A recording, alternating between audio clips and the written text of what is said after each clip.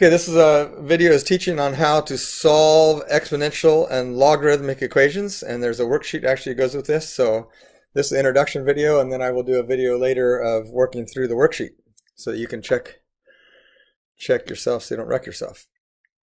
So here's the first kind of just a really basic example. E to the 3x is equal to e to the x plus 2, and we're trying to solve this equation.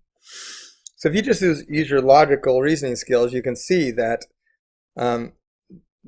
they both have the same base. So the only way these things would be equal is if the powers are the same. So because the base is the same, and because the that would mean the exponents would have to be the same in order for these to be equal. So you can just write 3x is equal to x plus 2 based on just common sense, right? Then you could solve this, divide or subtract x from both sides, and you get 2x is equal to 2, and divide both sides by 2, and we get x is equal to 1. Okay?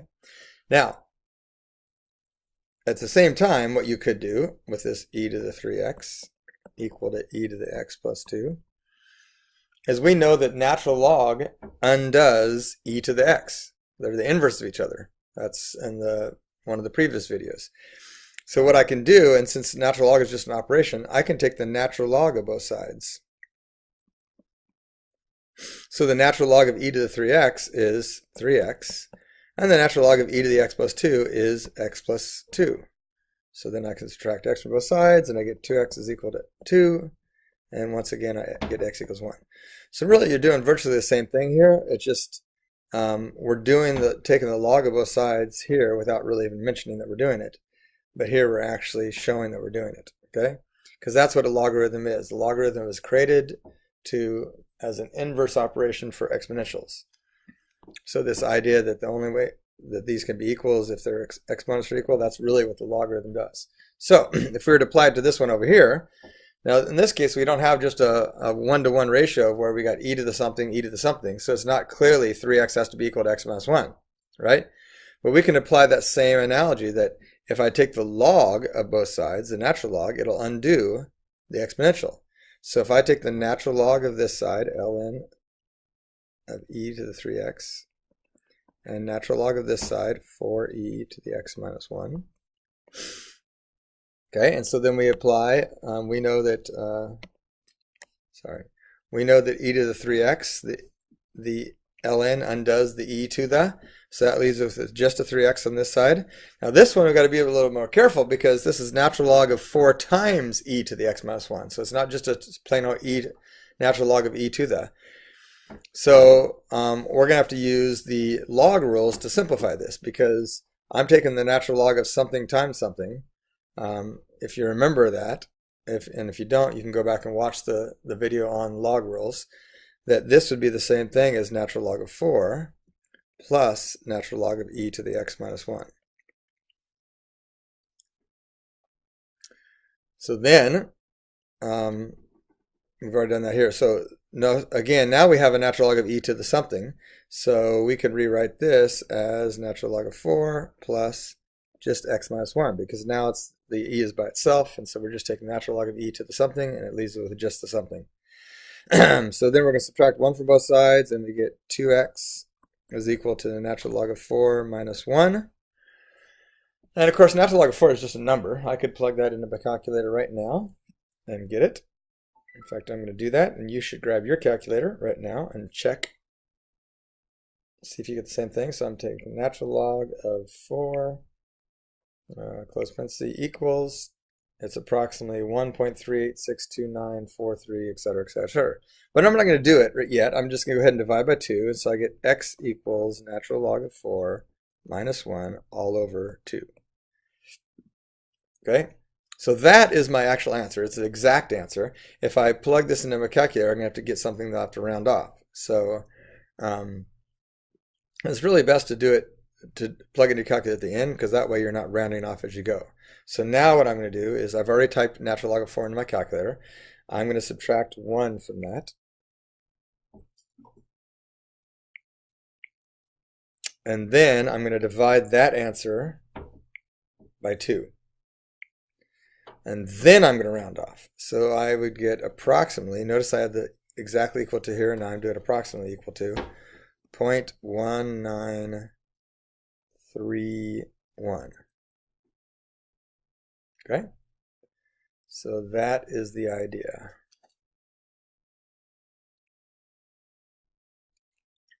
Natural log undoes e to the x. Now, what if I have something other than e to the x? What if I had 2 to the x plus 1 is equal to 3 to the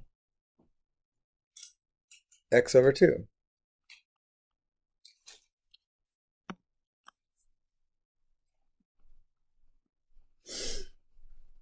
Okay, so now it's not even an e to the. So what undoes 2 to the power, 2 to the x? That would be log base 2, but of course log base 2 of 3 isn't going to undo that, so that doesn't really help. So what we do in this case is we just use the natural log again, because we know with the natural log that if you have natural log of x to the y, that's the same thing as y times natural log of x. Okay? So I'm going to take the natural log of both sides, so I get natural log of 2 to the x plus 1 is equal to the natural log of 3 to the x divided by 2. So when we take the natural log, we're going to apply this rule up here. So even though natural log does not completely undo 2 to the, but we can use this rule here. So basically I'm going to take the power and put it out front. So the power here is x plus 1. So I get x plus 1 times the natural log of 2 is equal to, and I can do the same thing here, x over 2 times the natural log of 3. Now keep in mind that natural log of 2 and natural log of 3 are just numbers, right? And I could plug in the calculator right now and get what they are, but I don't want to do that right now because it's easier just to move them along as natural log of 2 and natural log of 3, and in the end plug everything into the calculator. So first thing I'm going to do here is distribute this natural log of 2 through the parentheses. So I get natural log of 2 times x plus the natural log of 2, because natural log of 2 times 1 is that. And here, I could write this as 1/2 natural log of 3 times x. So now I want to get the x's together, and everything is not x on the other side.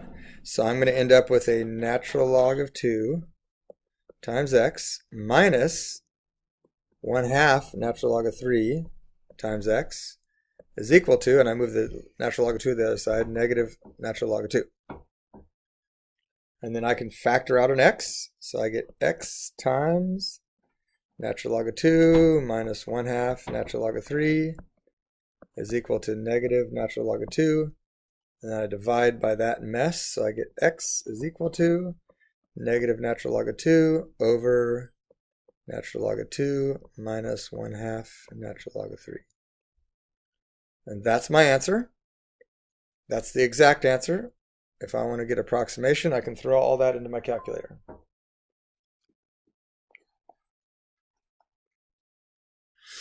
Okay, so I throw this in my calculator. I'm going to have, let's see, a negative natural log of 2, close parenthesis. I'll just put enter, I guess, actually, equals that. Then I'm going to divide that by, and I'll throw a parenthesis in there, natural log of 2, close parenthesis, minus 0.5 times the natural log of 3, close parenthesis, and enter. And I get, looks like negative 4.819. Isn't that fun? So that's dealing with exponential equations. Similar thing when I'm dealing with logarithmic equations, if I have, say, the natural log of x plus 1 plus the natural log of x is equal to 4, for example. Say I want to solve this equation. Well, first of all, I noticed that these are both natural log, so I could combine them if I remember the log rules. Remember, the log rule says if you have a log of something plus log of something, you can combine them into one log, and the two somethings will be multiplied. So this can be rewritten as natural log of x plus 1 times x. Okay? And again, we keep in mind that since natural log undoes e to the, that means e to the undoes natural log. So what we're going to do, and this is the tricky one, people have trouble with this, we're going to take e to the power of this side, natural log of x. We'll just turn that into x squared plus x, right? Because that's what that you get when you multiply through. And over here, we're going to go e to the 4. So notice we're just making both sides of the equation a power of e, which again is just a type of operation. And the reason why we're doing that is because this is just a number, so I can handle that. And here, the e to the and the natural log cancel each other out, so I'm left with an x squared plus x equals e to the 4. And now we have just a nice little quadratic equation. I guess it's not that nice because the constant is an e power of e, but that's still just a number, so that shouldn't bother us too much. So that's x squared plus x minus e to the 4th is equal to 0. So it's not going to be factorable. But we could throw it in the quadratic formula to solve this. So we're going to get x is equal to negative 1 plus or minus the square root of 1 squared minus 4ac, so that'd be plus 4e to the 4th, all over 2. And so then that's going to be my x is equal to negative 1 plus the square root of that over 2, and negative 1 minus the square root of that over 2. And so let's figure out what that is. Let's see, clear this. 4 times e to the 4th plus 1. Okay, so then I'm going to take the square root of that.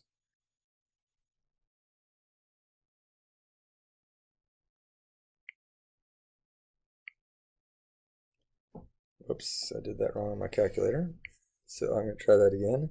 1 plus e to the 4th power, close that.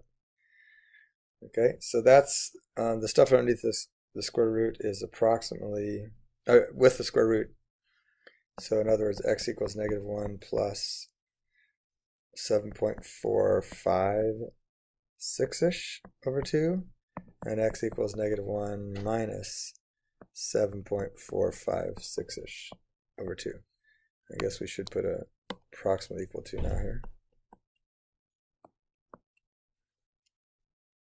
Okay, so if I subtract 1 from that and divide it by 2, I get this is approximately 3.228.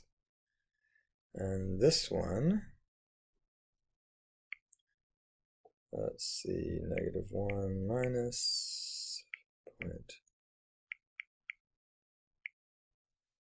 divided by 2. This one is going to be approximately negative 4.228. So those are my two answers, but with logarithms, we've got to be a little bit careful here because remember, logarithms are not defined. If you think about the domain, you cannot plug a negative number or 0 in for logarithm, because if you remember when we drew the picture of the logarithm, it looks like this. And so notice there's nothing happening over here. So I cannot plug a negative number in for x, I can't put a negative number inside the logarithm. And notice that if this answer right here, negative 4.228, if I plug that right in there, I wouldn't get an answer. So sometimes when you're solving logarithmic equations, they produce what are called extraneous answers, which means they produce an answer because of the process in solving that doesn't actually work in the original equation. So we would say this, we cross this one out, that's the extraneous solution, and this is really the only solution. Because notice, again, why is this extraneous solution? Why does it not work? Because when I take negative 4.228 and plug it in right, whoops, I went too far. Plug it in right there. that would force me to take the natural log of a negative number, which I can't do. So the only answer would be my approximately 3.228. All right.